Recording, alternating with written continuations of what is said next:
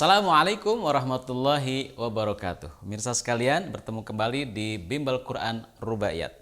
Pada kesempatan ini kita akan coba membahas tentang efek daripada sholat, wabil khusus terkait dengan tumaninah. Dalam Islam, ketika kita diperintahkan untuk sholat, maka ada satu rukun yang sering ditinggalkan oleh seorang muslim, itu yang namanya tumaninah. Dan sampai-sampai ketika Rasulullah SAW membetulkan para sahabatnya, umat muslim waktu itu yang bertemu dengan Rasulullah, itu memastikan semua sahabatnya itu sholatnya itu benar-benar tumaninah. Sampai pernah dikisahkan ada seorang sahabat Rasul yang sholat, kemudian sampai disuruh untuk diulang-ulang sholat, diulang karena belum betul sholatnya, sampai 3 kali disuruh untuk ngulangi sholatnya, dan kemudian dia meminta kepada Rasulullah, ya Rasulullah, saya sudah menyerah, sudah tidak bisa lagi sholat yang lebih baik lagi dari ini. Ajarkan kepada saya sholat yang baik menurut engkau. Maka kemudian Rasulullah mengatakan, takbiratul ihramlah kamu, kemudian bacalah surat Fatihah, bacalah surat dalam Al-Quran, kemudian rukulah kamu sampai benar-benar ruku, kemudian berdirilah kamu sampai benar-benar berdiri tegak, kemudian sujudlah kamu sampai benar-benar sujud, kemudian duduklah kamu sampai seterusnya. Jadi Rasulullah SAW mengatakan penjelasan itu adalah ingin menjelaskan kepada sahabat Rasulullah itu agar dia melaksanakan sholat dengan tumaninah. Ada kalimat rukulah kamu benar-benar ruku, kemudian berdirilah kamu sampai benar-benar berdiri, sujudlah kamu sampai benar-benar sujud. Nah, jadi memang sholat ini harus dilakukan dengan tumaninah. Kenapa tumaninah? Karena tumaninah ini akan memberikan efek yang luar biasa terhadap kehidupan. Sebagaimana kemudian sholat itu adalah diminta untuk kita itu, inna sholata tanha anil fahsya'i wal munkar. Sungguhnya sholat itu akan membawa kita supaya kita mencegah perbuatan keji dan mungkar. Dan sholat ini benar-benar didatangkan kepada kita supaya menjadi penolong gitu. Wasta'inu bis sabri was shalah, dan jadikanlah sabar dan sholat sebagai penolong begitu.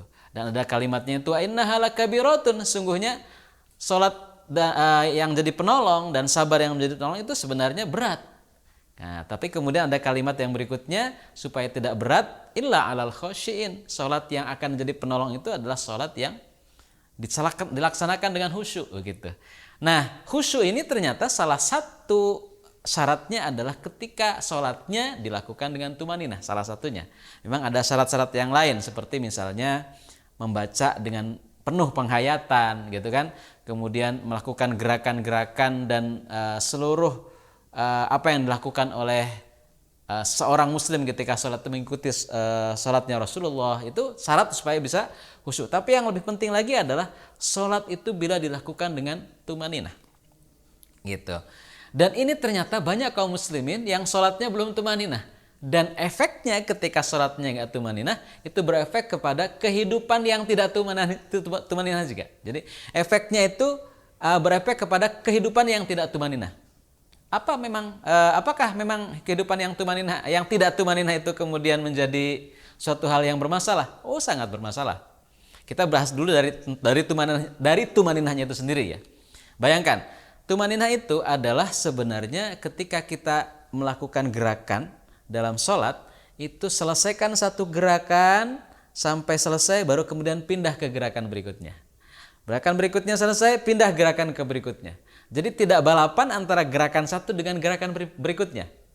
Dan tidak balapan antara gerakan dengan bacaan. Contoh misalkan ketika habis ruku ya, Sami Allahu liman hamidah gitu kan. Sami Allahu liman hamidah gitu kan. Terap, baru Rabbana walakal hamdu. Nah, banyak orang yang kemudian ketika Sami Allahu liman hamidah, itu kemudian tangan masih di sini sudah Rabbana walakal hamdu. Jadi misalkan Sami Allahu liman hamidah, Rabbana walakal hamdu. Nah, jadi ini masih di sini sudah Rabbana walakal hamdu. Jadi belum menyelesaikan satu persatu setiap gerakan dan bacaannya. Nah, sementara tumaninah itu sebenarnya mengajarkan kita agar setiap gerakan yang satu selesai, ya, kemudian baru pindah ke gerakan berikutnya. Gerakan berikutnya selesai, baru pindah ke bacaan dan seterusnya. Jadi menyelesaikan satu persatu, kemudian dinikmati. Jadi target daripada tumaninah itu adalah menikmati daripada gerakan-gerakan sholat. Jadi kata kuncinya adalah menikmati. Nah, kata menikmati ini ternyata sangat ajaib, luar biasa. Ketika kita menikmati sholat, gitu ya, maka tentu kita akan merasakan nikmat. Dan ketika nikmat pasti kita akan merasakan bahagia, ya, senang. Kalau kita menikmati itu pasti bahagia dan senang. Tapi kalau kita tidak menikmati pasti nggak senang, nggak bahagia. Kata kuncinya adalah menikmati itu adalah pikiran berada di sini, hati berada di sini, badan berada di sini.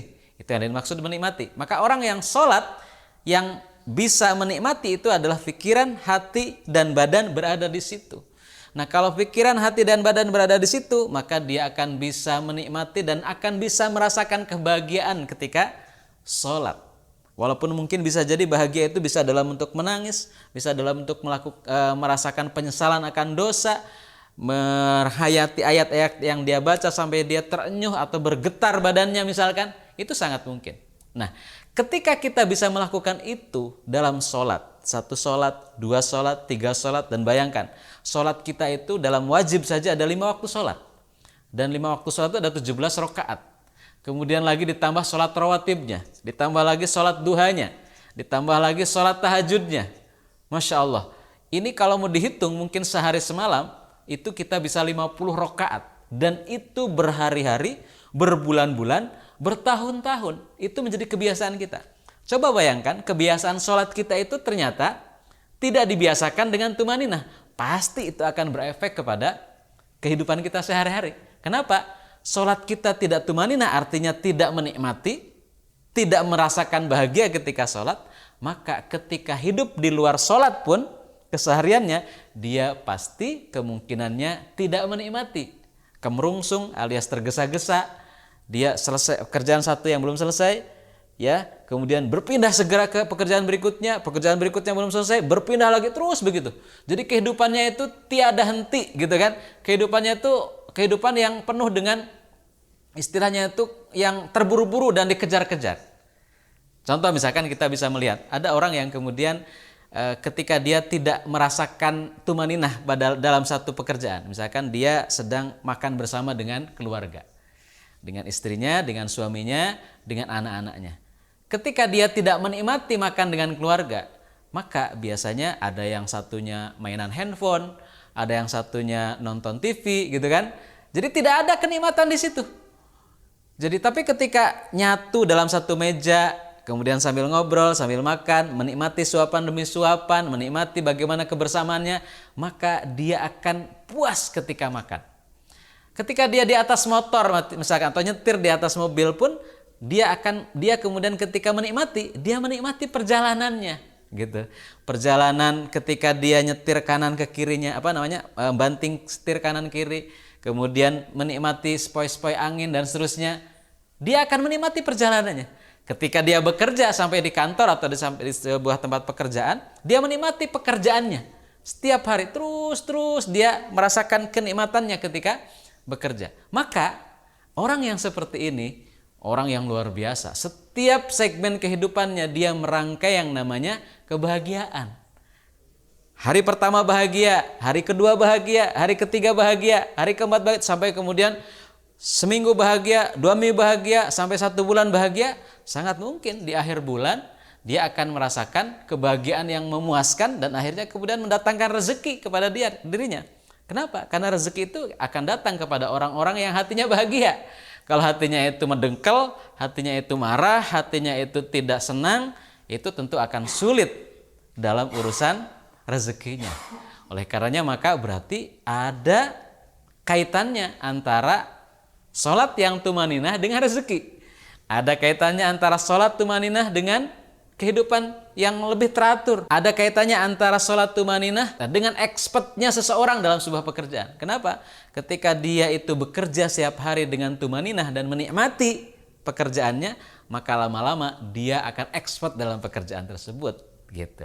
Dan banyak lagi efek-efek yang lainnya ketika sholat kita tumaninah.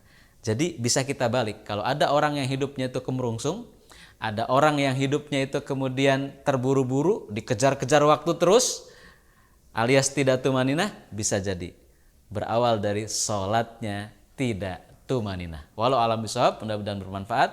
Wassalamualaikum warahmatullahi wabarakatuh.